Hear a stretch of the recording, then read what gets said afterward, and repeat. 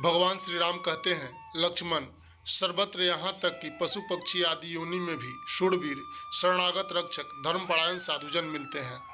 प्रजापति कश्यप जी की पत्नी विंता से 2 पुत्र हुए, अरुण और गरुड़। इनमें से भगवान सूर्य के सारथी अरुण जी के 2 पुत्र हुए, संपाति और जटायु। बचपन में संपाति और जटायु उड़ान की होड़ लगाकर ऊंचे जाते हुए सूर्य मंडल के पास तक चले गए। असहाय तेज न सह सकने के कारण जटायु तो लौट आए, किंतु संपाति ऊपर ही उड़ते गए।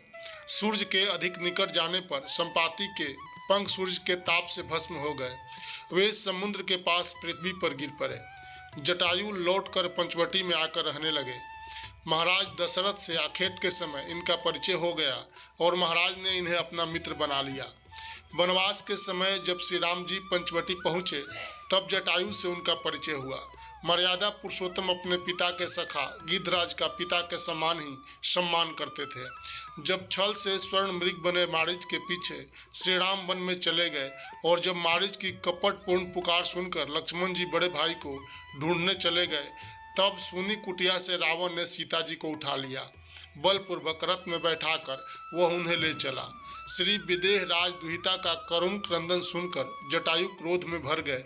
वे ललकारते धिकारते रावण पर टूट पड़े और एक बार तो राक्षस राज के केस पकड़कर उसे भूमि में पटक दिया। जटायु वृद्ध थे, वे जानते थे कि रावण से युद्ध में जीत नहीं सकते, परंतु नश्वर शरीर राम काज में लग जाए, इससे बड़ा सौभाग्य और क्या होगा। रावण से उनका भयंकर संग्राम हुआ। अंत में रावण ने उनके पंख तलवार से काट दिए। वे भूमि पर गिर पड़े। जानकी जी को लेकर रावण भाग गया। श्री राम विरह व्याकुल जानकी जी को ढूंढते ढूंढते वहां आए।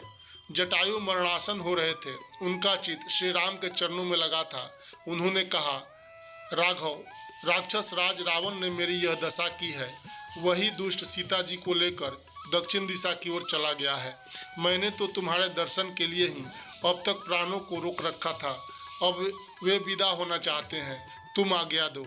श्री राघव जी के नेत्र भर आए। उन्होंने कहा, आप प्राणों को रोकें, मैं आपके शरीर को अजर अमर तथा स्वस्थ बनाए देता हूँ। जटायु परम भागवत थे, शरीर का मोह उन्हें था नहीं। उन्होंने कहा, श्री राम, जिनका नाम मृत्यु के समय मुख से निकल जाए तो अधम प्राणी भी मुक्ति प्राप्त कर लेता है, ऐसी तुम्हारी महिमा श्रुतियों में वर्णित है। आज वही तुम प्रत्यक्ष मेरे सम्मुख हो, फिर मैं शरीर किस लाभ के लिए रखूं। दयाधाम श्री रामभद्र के नेत्रों में जल भर आया। वे कहने लगे, तात, मैं तुम्हें क्या दे सकता हूँ? तुमने तो अपने ही कर्म से परम गति प्राप्त कर ली है। जिनका चित्त परोपकार में लगा रहता है, उन्हें संसार में कुछ भी दुर्लभ नहीं है। अब इस शरीर को छोड़कर आप मेरे धाम में पधारें। श्री राम ने जटायु को गोद में उठा लिया। अपनी जटाओं से वे उन पक्षीराज की देह में लगी धूल झाड़ रहे थे।